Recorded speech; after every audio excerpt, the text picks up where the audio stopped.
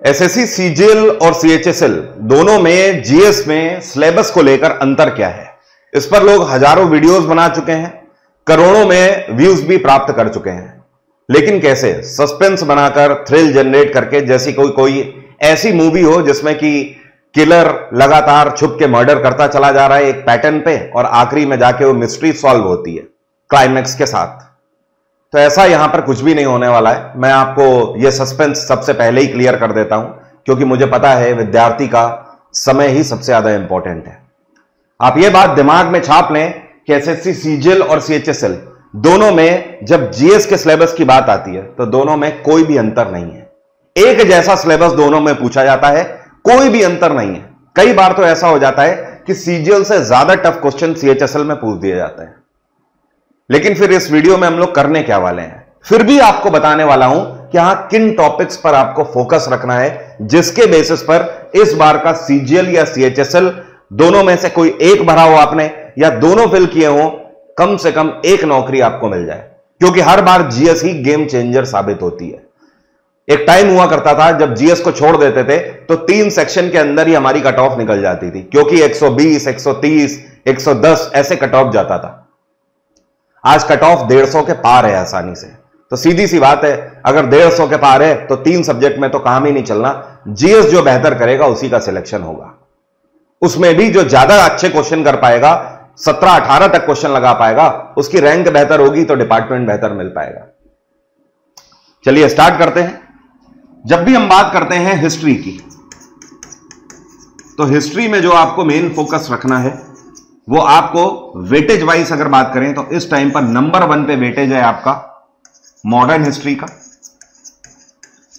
Number 2 पर जो आपका वेटेज है वो मिडिवल हिस्ट्री का है। और नंबर 3 पर जो सबसे लास्ट में वेटेज आपसे जो पूछा जा रहा है वो आपका एंशिएंट हिस्ट्री का पूछा जा रहा है।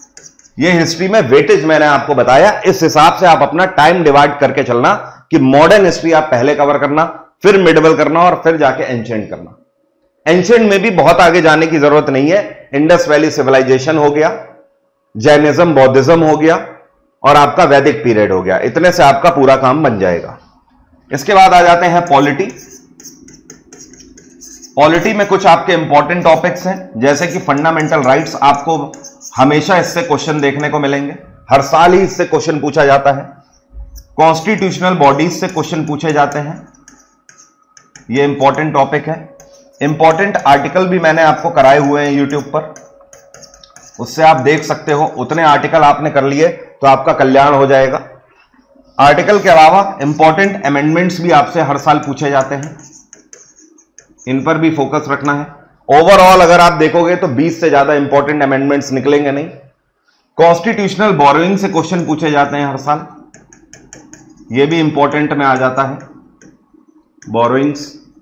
और कॉन्स्टिट्यूएंट असेंबली, जिसको बोलते हैं making of constitution, constituent assembly, इससे भी कई क्वेश्चन पूछे जाते हैं। ये कुछ मोस्ट इंपॉर्टेंट टॉपिक हैं पॉलिटी के। इसके अलावा बाकी तो सब है ही इंपॉर्टेंट, लेकिन हाँ ये सबसे ज्यादा इंपॉर्टेंट टॉपिक्स हैं जो कि मैंने आपको यहां पर बता दिए हैं। इसके बाद बात आ जाती है ज्योग्राफी की। ज्योग्राफी में आपको रिवर सिस्टम को वेटेज सबसे ज्यादा देना है, इंडियन रिवर्स। इसके अलावा कॉन्टिनेंट्स हो गया,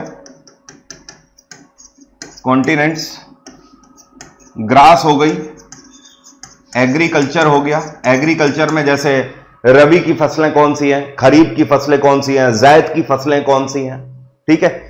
अपार्ट फ्रॉम दिस पठार हो गए, प्लेटूज, वहां से क्वेश्चन पूछे जाते हैं।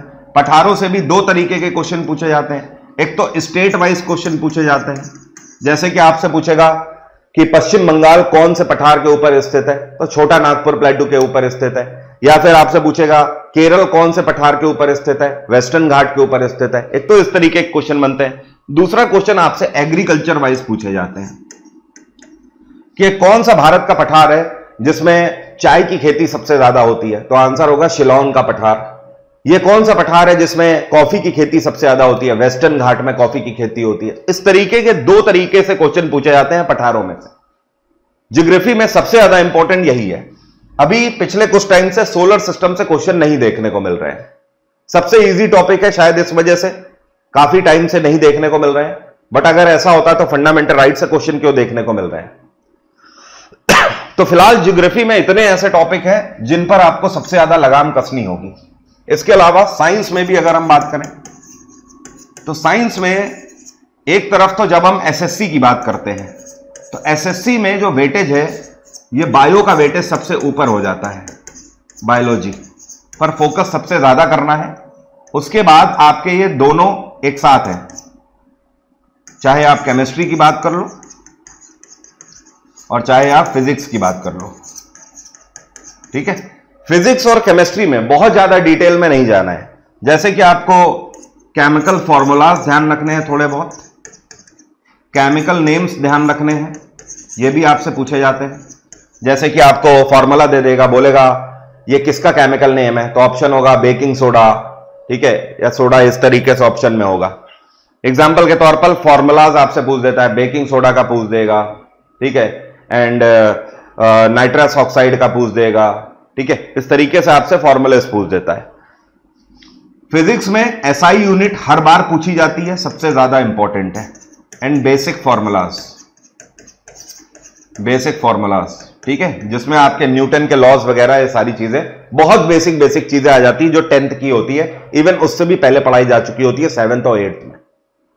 तो ये आपका वेटेज है। लेकिन बायो में आपको ज्यादा टाइम देना होगा। बायो में केवल 1-2 टॉपिक से काम नहीं चलेगा, जैसे केमिस्ट्री और फिजिक्स है। बायो में आपको डाइजेस्टिव सिस्टम, ब्रेन और आपका रेस्पिरेटरी सिस्टम हो गया, और ब्लड हो गया, रिप्रोडक्शन सिस्टम हो गया, उधर प्लांट में अगर बात करें तो पूरा एनिमल किंगडम हो गया, ये सब आपको कवर करना होगा। यही वेटेज अगर हम आरआरबी की तरफ जाते हैं, एनटीपीसी की तरफ, तो एनटीपीसी में उल्टा हो जाता है।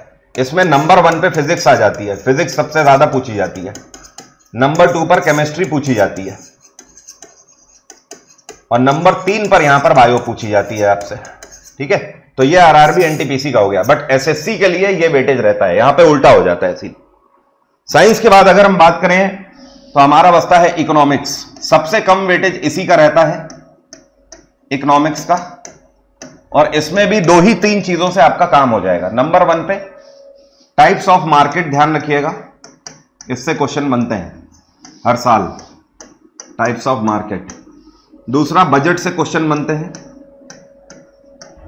बजट।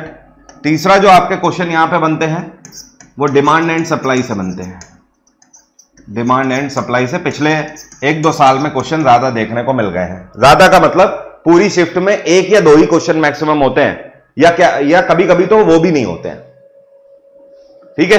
तो ये हो गया आपका जीएस के अंदर वेटेज कि किस तरीके से आपको गो थ्रू करना है चीजों को। बाकी अंतर कोई नहीं है, चाहे आप सीजीएल के लिए जा रहे हो चाहे सीएचएसएल के लिए जा रहे हो, दोनों में आपको इतना तो करके ही जाना है।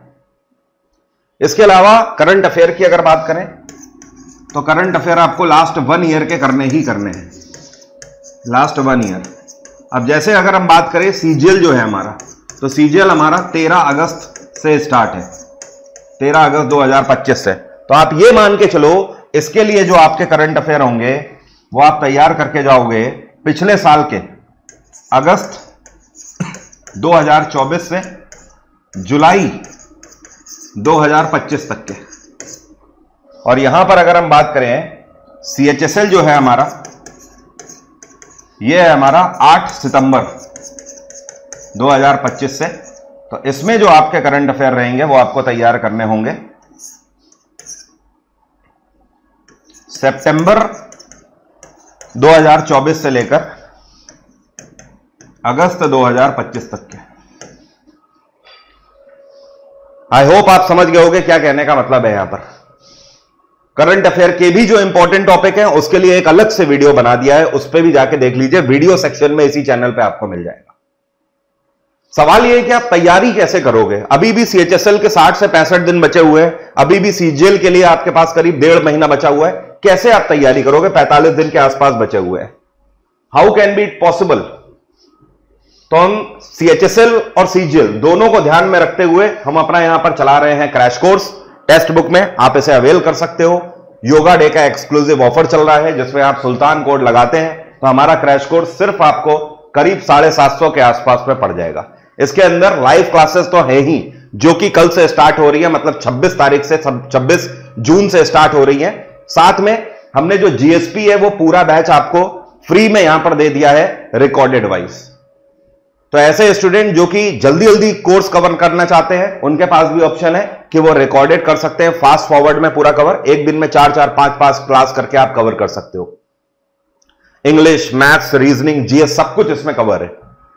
हमने रिजल्ट जीएसपी 2.0 के बेसिस पर कैसा दिया है उसका हम पॉडकास्ट भी कर चुके हैं।